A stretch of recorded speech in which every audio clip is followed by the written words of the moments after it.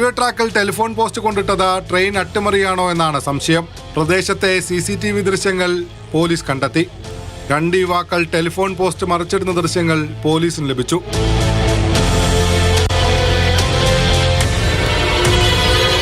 CCTV ദൃശ്യങ്ങൾ കേന്ദ്രീകരിച്ചുള്ള അന്വേഷണം ആരംഭിച്ചു. പ്രതികളെന്ന് സംശയിക്കുന്നവർ സഞ്ചരിച്ച സ്കൂട്ടറിന്റെ ദൃശ്യങ്ങൾ പോലീസിന് ലഭിച്ചു. തുടർന്ന് നടത്തിയ അന്വേഷണത്തിൽ 2 ദിവസം മുമ്പ് പ്രതികൾ സ്ഥലത്തെത്തിയിരുന്നു എന്ന വിവരം ലഭിച്ചു.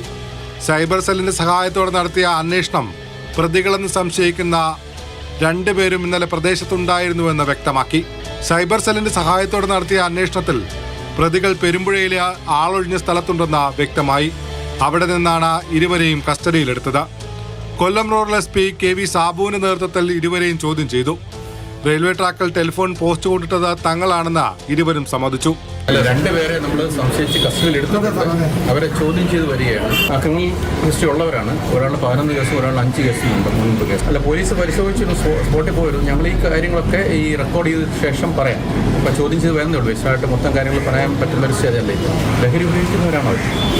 നന്നായിട്ട് മദ്യപിക്കുന്നവർ ഇന്നലെ മദ്യപിച്ചിട്ടുണ്ട്. അതിപ്പോൾ അതിനെക്കുറിച്ച് ഇപ്പം ഒരു പറയാൻ പറ്റില്ല. നമ്മൾ ചോദ്യം ചെയ്ത ശേഷം നാളെ പറയാം. കുണ്ടറ SI അംബരീഷിനെയും പോലീസുകാരെയും ആക്രമിച്ച കേസിലെ പ്രതിയാണ് അരുൺ. രാജേഷിനെതിരെ 11 ക്രിമിനൽ കേസുകളും അരുണിനെതിരെ 5 ക്രിമിനൽ കേസുകളും നിലവിലുണ്ട്. സംഭവ സമയം 2 പേരും ലഹരിക്ക് അടിമകളായിരുന്നു. ടെലിഫോൺ പൈപ്പ് പാളത്തിൽ കൊണ്ടിടുന്നതിന് മറ്റാരുടെയെങ്കിലും സഹായം ലഭിച്ചിട്ടുണ്ടോ എന്നും അട്ടിമറി സാധ്യതയും പോലീസ് അന്വേഷിക്കുന്നുണ്ട്.